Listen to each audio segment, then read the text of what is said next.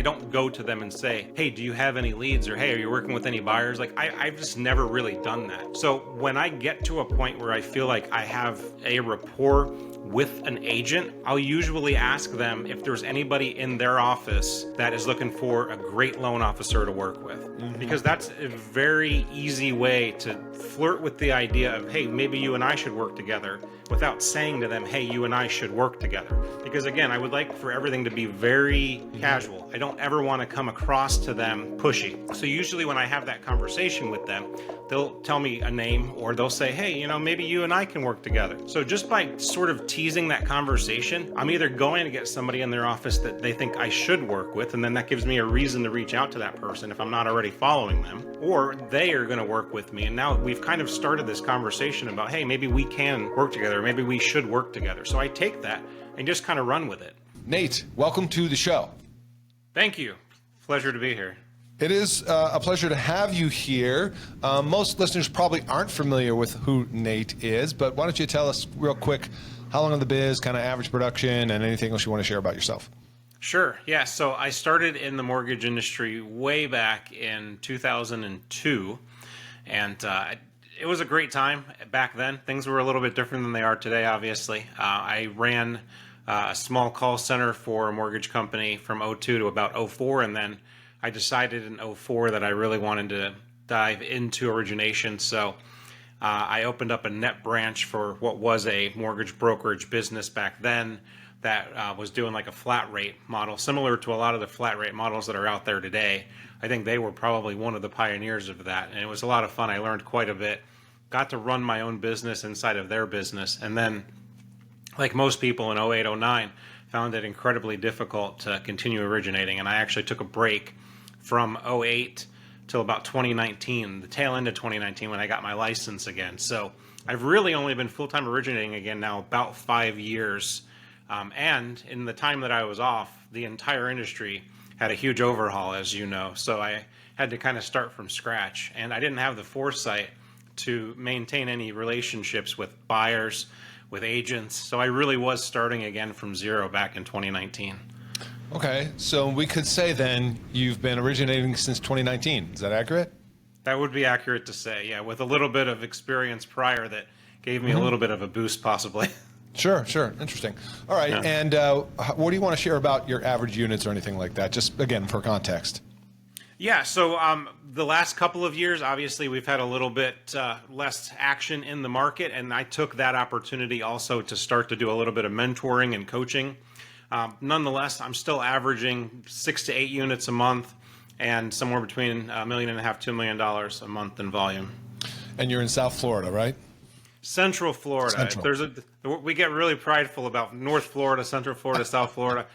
No love lost for any of those other places. I mean, they're great places, honestly, but Central Florida is where it's at. St. Augustine. St. Augustine's in North Florida. What the hell? It says St. Augustine on your Redder profile. That's where Coast to Coast is based. They're in St. Augustine, which is North Florida. All right. Got it. Either way, lovely state. What is your primary source of business? The majority of my business is definitely going to be real estate agent referrals. I do have quite a bit of connection with my client database, which I work pretty well. But when I look back at how many transactions I've been able to get over the years, it's been from having quality relationships with agents and really just doing a great job of nurturing that. Okay, thank you for that. Let's get into the meat. You're here because, and this is going to sound, for everybody listening, I don't want this to come across self-serving, but let me give you the context of how Nate and I got connected. Some of you listening to the podcast or watching this or whatever by now probably know I have this platform called My Agent Classes, and it helps loan officers attract agents at scale to build referrals by teaching classes. Nate arranged a call with me. We talked about my platform, and what I realized about Nate was he was already pretty advanced and already does a fair amount of classes. So I want to use this, Nate, as you mentioned you do some coaching. Let's coach the loan officers let's take realtors first as a referral partner. And of all the ways you could or you can get engagement with realtors, are you leading with agent classes and by the way, Nate's not a member of my platform, just so you know, but are you leading with classes? Yeah, for sure. Okay. All of us have to find something that makes us stand apart and differentiates us. And what that is for me is doing these agent classes. So the way that I have that designed is I've got a lot of things that are interesting for agents to learn about that have nothing necessarily to do with mortgage lending. So I think that's the starting point for most to have a level of interest, because most loan officers want to kick it off with, let me tell you all about mortgages or all about products or all about this or that. And I'm doing things that aren't necessarily mortgage related, but help them in their real estate business, and position myself as an educator more so than somebody that's knocking on their door and asking for business. Well, where did you get that idea? Why did that come about, or how? I want to say that I came up with it, but clearly, I didn't invent the idea. No, it's a culmination of just talking with several other top producers throughout the industry, from all different places, different corners of the country, and just realizing that that's one of the ways that you can make yourself stand out for sure, is just by helping agents with education on multiple things. So I do classes on being able to generate leads on social media, using AI to formulate some tasks and procedures, and maybe doing some social scripting with that. I do stuff on Canva. I mean, there's tons of different classes that we do, and all of it is geared toward helping real estate agents become more effective in the things that they're doing without hitting them with all of the mortgage jargon that every loan officer loves to start every conversation with. Why this though? Why teach classes versus cold call, broker preview, open houses, all the other things? And you may still do those to some, or have, but why is this the lead for you? For me, it's because I'm a little bit eccentric when it comes to having things done a certain way. And I have spent a ton of time just going through and looking at ways that I can improve my business through different training modules and stuff. And I realized that in doing that there's a lack of training for agents out there. Until I became familiar with your product, I didn't even realize that there was more of a mainstream thing. I thought that I was just kind of collecting. And we've shared this. Like I create all my own database, from all these things. I do all of my own PowerPoint presentations, Right. and I actually make them in Canva. But like I'm doing it from A to Z all by myself. I thought that I was just kind of a lone wolf doing something different in my market. So it's good to know that there's actually an entire world out there that you kind of run that does this for real estate and for loan officers. But I just found that this was something I was really passionate about, something that I grasped onto that made me a little bit different than other loan officers, primarily in my market, but most markets throughout the country. What's been your biggest challenge in doing these classes? That's a good question. There's a couple of different things I would say that are challenging. The first is being able to leverage the loan officers to help bring the audience in, because I'm doing it for my agents as well. But I have found that this is a great opportunity, especially for the loan officers that I either work with or do coaching with, that they can use this as an opportunity to also bring their agents into the class and teach them a little something. And it gives them twofold opportunities to call and follow up with them. So if they're getting in early enough and they're scheduling the class maybe early enough with the agents, it gives them something to call and talk with them about. One of the things loan officers are constantly saying is, if I'm calling agents, what do I talk about? Well, this is that lead in to having that conversation. Hey, I want to invite you to this class. It's being run by Coast to Coast Mortgage, or it's being run by ShorePoint Mortgage, or whichever company. And it's going to be taught by this guy. You probably don't know this guy. That's okay. I'm inviting you. I know him, and I'd really love for you to come. It's a free class. I can send you all the information if you're interested in coming by. So you can have that conversation with agents every week leading up to the class. So it gives you a purpose to have a phone call with an agent. You can use this for agents that you may or may not already have relationships with. Right. So you might have an agent that was a listing agent or somebody in your market that you want to have a relationship with. You can use this as an opportunity to call them without going through that standard scripting that most loan officers go through about coffee appointments and things like that. This is different. It's what sets you apart. Yeah, I was going to ask you if by you using classes as the main, I call it the tip of the spear, right, to go into the local market, did you at some point shift 2 classes, once you started to realize they were working for you, did you stop doing certain things like cold calling or open houses or anything? Yeah, I would say I cut back on those things quite a bit because the primary focus for me was working on getting them into these classes and then leveraging these classes to build rapport and relationships with them. So I still do a little bit of, I wouldn't ever say cold calling, because the people that I am calling through a completely different system that we're probably not going to have time to talk about today, I always have at least a warm introduction to anybody before I call them out of the blue. But I do fewer and fewer of those and fewer open houses and broker opens and things because I have these other things that I'm doing. And I do a tremendous amount of social selling as well versus the, face-to-face knocking on doors. So my business is run a little bit differently, and it's mostly done through the digital platforms. Okay. Let's do this, if you don't mind. Let's run a brief clinic, and let's break down how you get butts in seats. So let's take one of your classes. Let's take AI, for example. Sure. You're going to teach AI. Are you usually teaching in person? So I will, in some instances, teach it live in a real estate office if that's what they want. If you have a specific broker or a specific company that wants to have butts in seats there and bring me in, I can do that. Most of the time I'm doing it virtually. I'm doing it through something similar to this, Jeff, where I get them on. It's a webinar type form, and I go through the slides, and I've got somebody that's helping me administratively, if you will, through the comments, asking questions or answering questions and flagging questions so that I can make sure I'm getting all of those addressed. Okay, so how are you getting agents to show up? I'm going to set aside the in-person versus virtual for a moment, but how are you getting those people to show up? So I'm doing it with my database. I'm sending it out to them, letting them know about it, giving them a webinar sign-up link. But then I'm going to I'm going to loan officers, both in our company and outside of our company that I've connected with, and I'm telling them to invite their agents in. And throughout the presentation, at multiple points, I'm really building up that loan officer.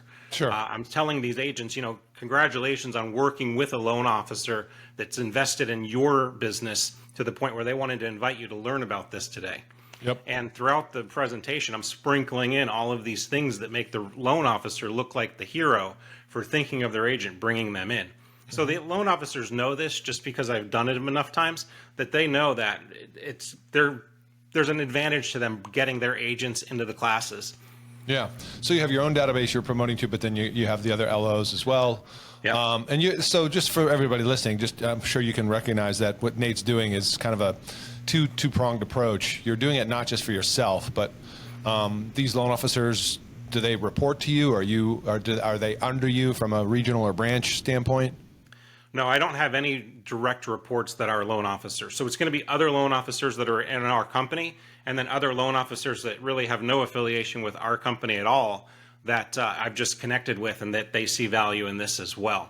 And at the end of the presentation, I have the, who came to the class, who stayed, how long they stayed. So I snippet that and I send it out to the LO that brought them in, so that now they can have post conversations with those real estate agents as well. So the entire genesis of this thing is to educate them, but it gives you reason to call on the front end and reason to call on the back end. So you're just constantly having reasons to call and follow up with agents, and you're pouring into them, you're educating them, you're giving them value. Mm-hmm. Why is this a recruiting angle for LOs that are outside of the company?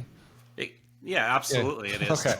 All right. I just want to point out the obvious. And, for those that does not realize it, the other angle on that too, real quick, Nate, you might know this already, is like when I'm working with LOs in the field and they're trying to get an audience, one of the angles that I coach them on with a local real estate brokerage is that's a recruiting opportunity for the real estate broker. Exactly. Particularly if you're going to be doing it in-house, in local, on site. Yeah. So I've done that as well, Jeff, where I've had agents that have invited people that they are interested in bringing in that aren't affiliated with that company that come to the trainings. I did one on Canva, and the real estate team was like, hey, could we do it at, the back room of this barbecue place? And I said, yeah, I don't care where we are, that's fine with me. If you're going to invite everybody in and buy them barbecue and all I need to do is train, sign me up. Who doesn't want barbecue and, free training? Right. Yeah. It's a good combo, by the way. Yeah. Okay, so that's partly how you get butts in seats. You said social selling as well. Want to just briefly explain what you mean by that? Yeah, so in my personal business, social selling is one of the tools that I employ to build relationships. And I do everything very strategically. You probably have started to learn just from our conversations that we've had that I don't just do anything sort of willy-nilly. There's always a plan, there's always a purpose in place. So when I am social selling, I am very scripted in what I'm trying to do. So I have certain agents that I want to find things that they've posted recently and engage with them. I have certain companies that I want to try to get in front of. So I'll go through their roster and try to find all of the agents that they have on Facebook or Instagram, and I'll follow them. And then I'll get very deliberate about engaging with their content. And I want to be careful to say I'm not forcing myself on them. I'm not asking for anything. I'm literally just being social. So the entire idea of social media is to be social. And if you're posting something online and you have people that are liking it and commenting on it and you aren't engaging with them, that's the same as you and I being in a room and somebody coming up to you and talking to you and then you just looking at them and walking away. It's essentially the same thing. So I'm a firm believer that you should not just post and kind of go about your day, post and stick around for a little bit and engage with whoever's engaging with you, 10 or 15 minutes, and then do it again maybe midday and then maybe do it again at the end of the day.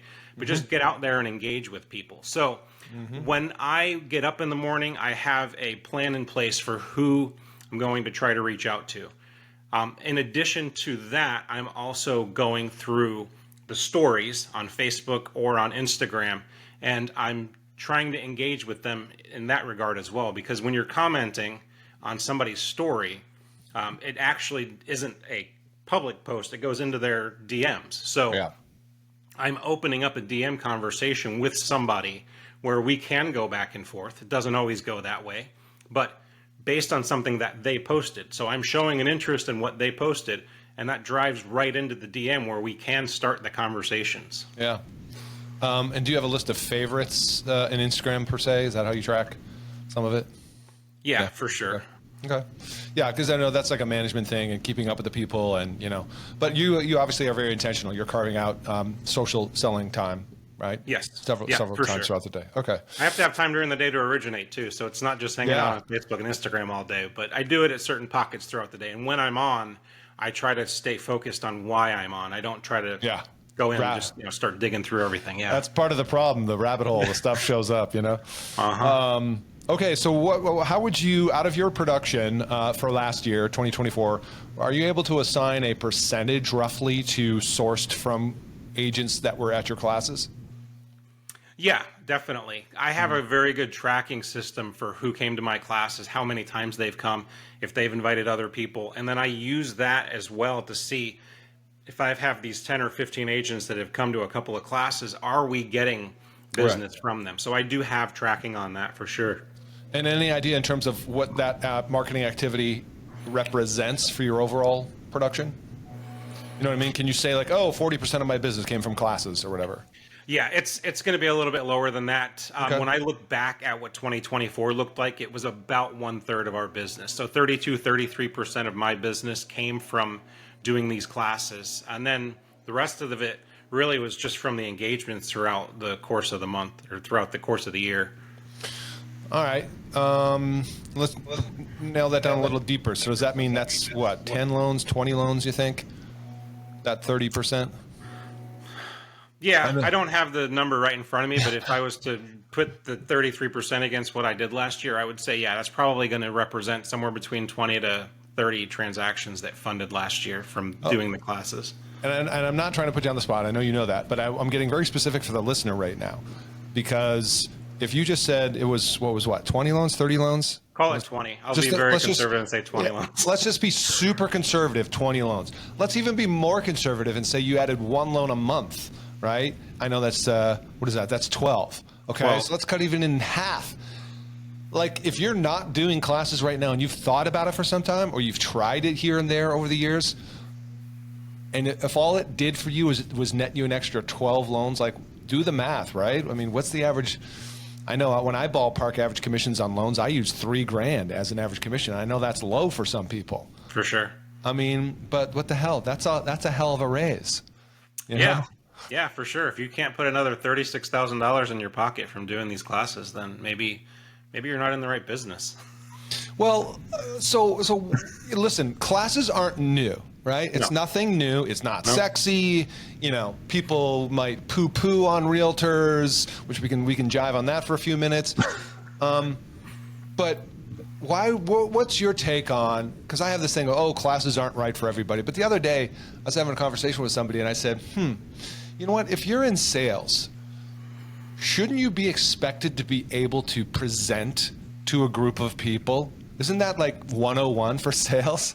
Yeah, no matter what you're selling, if you can't present that thing to a group of people, I don't know how successful you're going to be in your sales career. So again, we're not necessarily we're not necessarily coaching on mortgage related things. So maybe you're not comfortable with AI or Chat GPT or all the other things. You can still get in front of a class of agents and teach them about the things that you are comfortable with, right?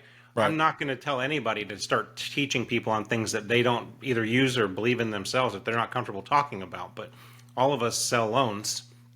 You should be able to talk intelligently about the bare minimum.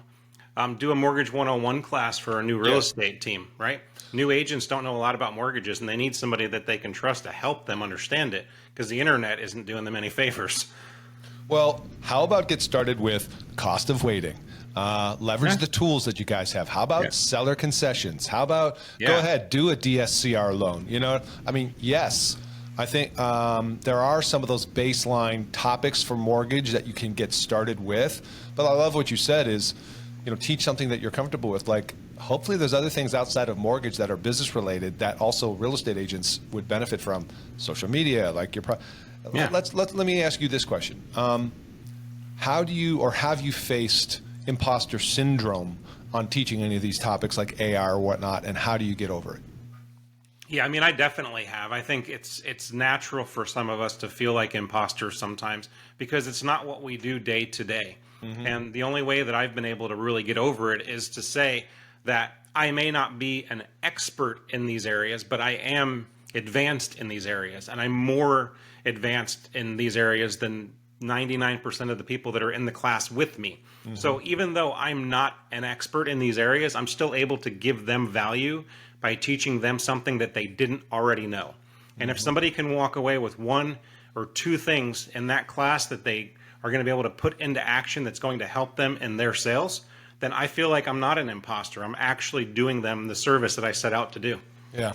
We like to say, you're 2 steps ahead of the person in the room. Yeah. And that makes you credible enough. Or the other day I heard somebody say, I'm a student of this topic, right? And I'm here to learn just like you. And I've just gathered together some information that I think has been helpful for me and hopefully is for you too. And that's the context and setup. And then everybody's relaxed. Like, okay, cool. Not loan officer's not saying he's an AI expert. No.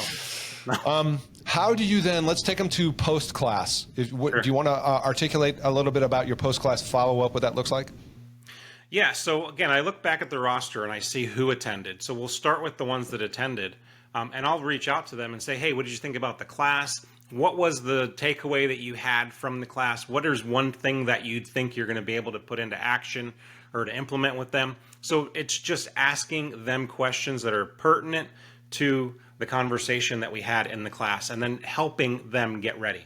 Sometimes I have conversations with them and they're still in that apprehensive phase where they learned a lot, they learned something, it's pretty cool to them, but they're not sure how to start. So then that gives me another option to say, hey, do you want to come by my office? Can I come by your office? And I can help you get started.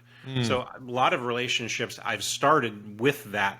I've gone to their office, we've sat in their conference room, we've screen shared, I've helped them get their Google My Business profile set up, I've helped them get started with Canva, I've helped them get the premium AI, Chat or Claude or whichever one they're going to use. And so those are ins for me to be able to chat with them.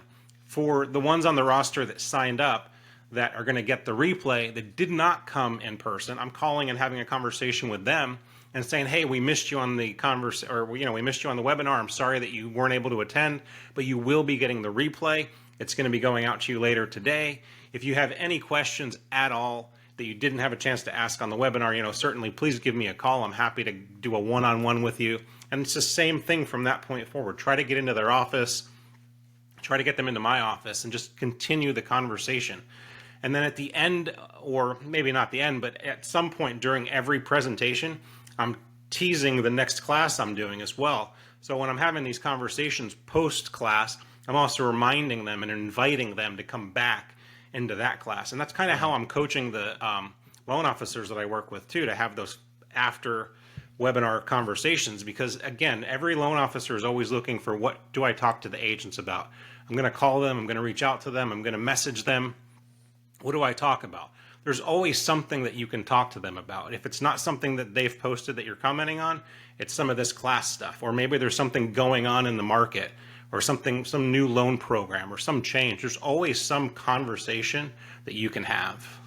And how do you have any mechanisms to stay in front of this growing, cadre or group of agents? That, like some people do Facebook groups, or do you do anything? I do have a private Facebook group that I invite all of the agents that I work with into. So any agent that's attended one of the webinars that wasn't invited by an LO, so the rogue agents, if you will, yeah. I invite them into the private Facebook group that I have. And in that group, I'm teasing these trainings that I'm doing, but then I'm also adding value, every week or every month with things that are going on. I'm sharing ideas. I'm asking questions. I'm trying to get information from them on what classes they would like to see. So I use that as well for, a little bit of a, I guess, closed crowd source to say, what classes would you guys like to see? Because I can't read an agent's mind on what they want to learn about, so I ask them. Yeah, that's very smart. And it's kind of like an incubation, tank, where you're this, because the whole thing is, how do I stay in front of agents? Social media is one. This is another way. Let's bring this dotted line then for those listening who are wondering, yeah, but Nate, when does the ask come for the deal? How does that, and I know lots of answers to this, but I want to hear, how do deals show up for you through this whole thing? Yeah, it's very, I wouldn't say, it's not like very direct. Like I don't go to them and say, hey, do you have any leads? Or hey, are you working with any buyers? Like I've just never really done that. So when I get to a point where I feel like I have a rapport with an agent, I'll usually ask them if there's anybody in their office that is looking for a great loan officer to work with. Because that's a very easy way to flirt with the idea of, hey, maybe you and I should work together, without saying to them, hey, you and I should work together. Because again, I would like for everything to be very casual. I don't ever want to come across to them pushy.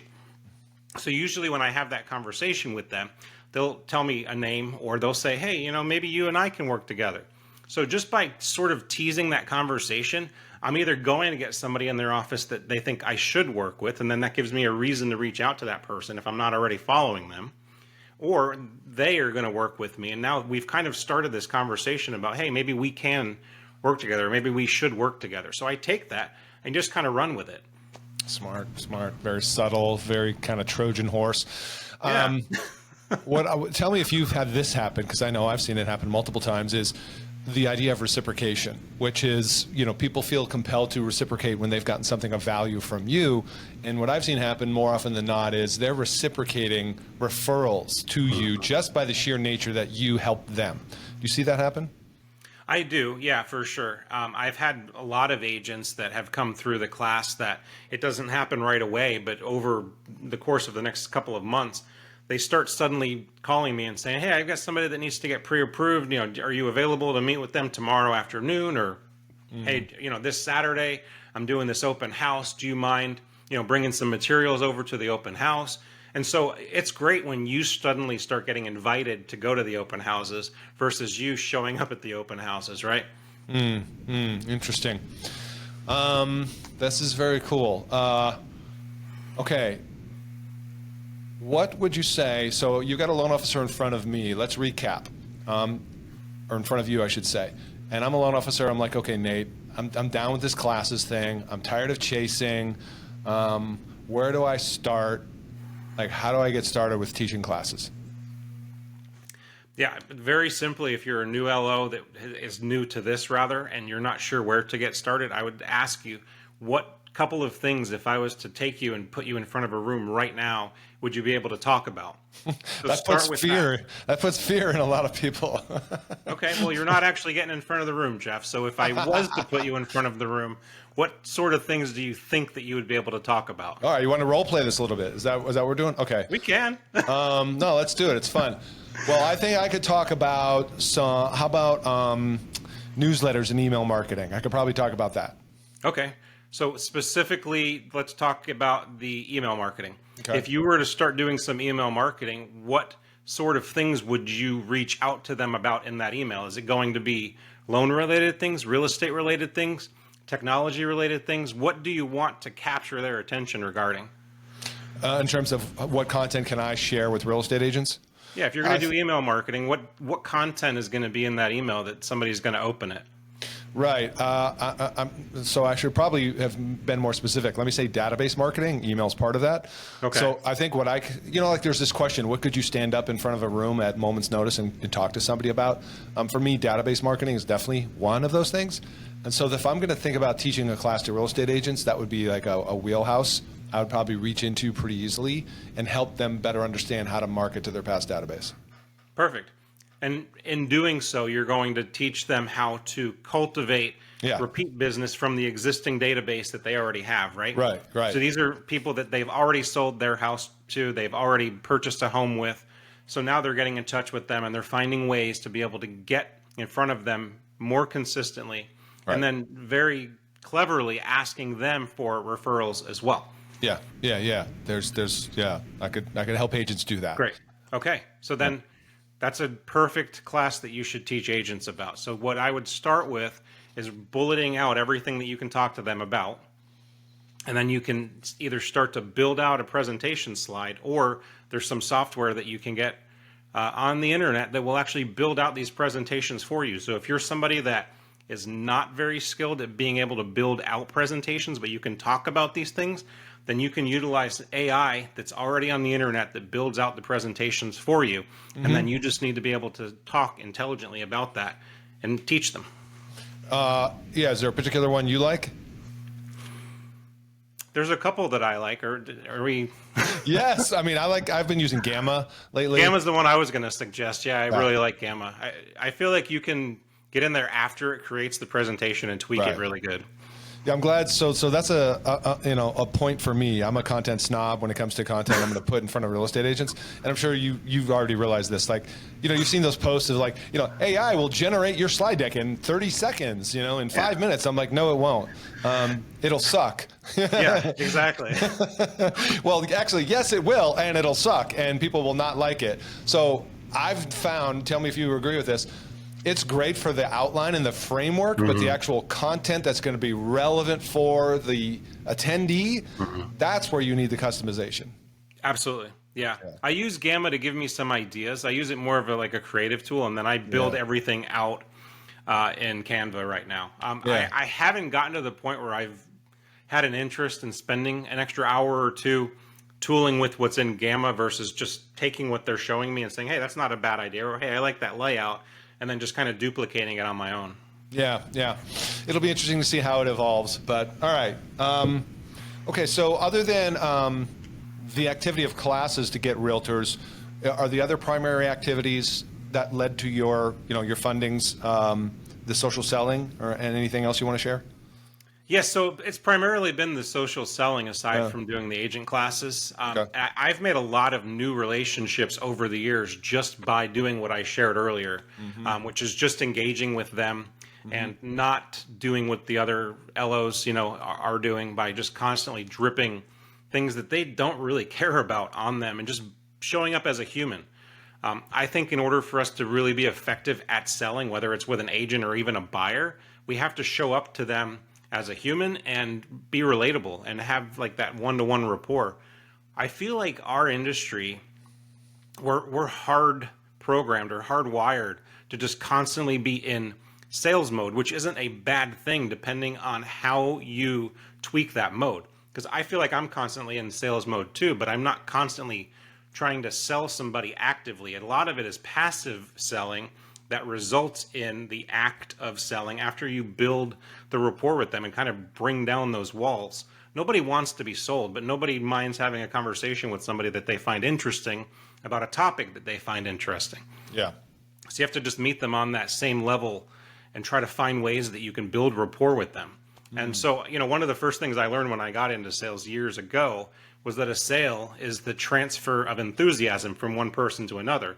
So when you're selling somebody or you're working with a new buyer or a new real estate agent, you just have to find something that you can transfer the enthusiasm with them on. So it may not be real estate or mortgage related. It might be something completely different. But then once they get to know you a little bit more, they'll have those conversations with you, and it's not as awkward, and it's certainly not forced at that point either. What is your take on virtual versus in person? I'm assuming, based on how you describe, you're doing this on behalf of other LOs, et cetera, and that's an easier way to get butts in seats, so to speak. But Yeah. what's your quick take on in person versus virtual? I like doing them both. I think they're both very different. When you have an in-person, there's a lot more one-to-one connection because you can meet with these people after the webinar. You can have conversations with them. When it's virtual, it's a little bit more of a challenge because you go from having that captive audience that you don't necessarily interact with, especially like in a webinar, versus like a normal Zoom. You can kind of have that back and forth, but in a webinar, you're the speaker and you have to promote people to be speakers. Otherwise, they can just communicate, in text form. So you have to follow up with them from there. So I think they're both invaluable tools, and somebody should really try to do both. They're both different in the results that you get. Yeah, interesting. And are you teaming up with any affiliates for your events in any way, like a title, escrow, that kind of stuff? Interesting that you bring that up. I haven't in the past, but that's actually what I've started to do for some of the stuff I have moving forward. So I've already got a bunch that are scheduled out, which, obviously I haven't gone to the future and trained them yet. So I'm going to be adding affiliates into some of those as well to try to bring in a little bit bigger of a crowd, if you will, because I can only leverage so much. So if I'm bringing in a title person or a real estate, home inspector rather, or a real estate appraiser, then they have a network that they can invite into the training as well because they're a sponsor. And so I've been working with my affiliate partners on helping them also leverage that to create phone calls and engagement. Yeah, it's a very smart strategy. Locally, do you have a place in person yet chosen? For the trainings? Yeah, for the trainings? No, so the ones I have scheduled are all right now virtual, but anytime that a real estate office wants me to come by and do a training with them, I've got a ton ready to go. Sure. How far in advance are you scheduling your classes? The in-person ones or the virtual? The virtual. I usually try to do about 30 days notice so that there's at least 3 or 4 phone calls if you do one a week to kind of bring the bodies in. Are you building out, though, your actual curriculum, like a quarter at a time or something? You know what I mean? Yeah. Yeah. Okay. Okay. I try to make sure I have it ready in advance so that if there's anything that needs to be changed, I can make those simple tweaks, those shorts. And you're also promoting your next class while you're in your current one, so you've got to have that kind of already built out and scheduled. Okay. Yeah, you need to be at least one class ahead so that when you're doing the class for January, as an example, I'm talking about the February class. I'm inviting them, and I'm telling the loan officers as well, like when you're having the follow-up conversations with them, remind them about the February class, try to get them enrolled in that class, ask them if there's anybody else in their office or, any friends that they have that didn't come that might be interested in that. So that leveraging those conversations to get them to then introduce you to more people. Yeah, exactly. Okay, this has been a nice clinic on how to leverage classes to get in front of realtors. In terms of an activity, let me close out with this. Is me curious, like rank classes versus other activities as a means for you to scale the brand of Nate in his local area. I would say that it's probably number 1 because you can use the classes for all of the other social things that you have going on, and it's only a once a month thing. So I think if you think of it in terms of like it's the one big event that you then have all these smaller events around, which are the engagements and the phone calls and so forth. So I think it's very important that you're doing something in terms of the classes, and it doesn't again have to be AI or any of that stuff. You can do classes on mortgage things, on real estate things, but I have found in my business that it's better for me to find things that are not mortgage or real estate related that I can use to teach them how to use that in real estate. That's awesome. Fantastic. I know you're busy. Thank you so much for making time today. For people who want to connect with you, and I'm confident people are going to hit you up, where do we send them? What's your Instagram and socials? Yeah, so you can find me on almost all of the socials at Mortgage by Nate, or on LinkedIn, you can search Nate Jomaa, and I'm probably the only one that comes up. You can find me on there as well. Absolutely. And of course, we'll link that all up in the show notes. I would definitely say follow Nate, follow what he's doing on the socials. Look, and by the way, reach out, let him know what the big takeaway for you was today. And if you like this episode, hey, leave us a review. Nate, thank you so much for being here. Awesome. Thanks so much, Jeff. I appreciate it. All right, listeners, you know what to do. Share this episode, like it, leave us a review. We'll see you on the next one. Bye for now.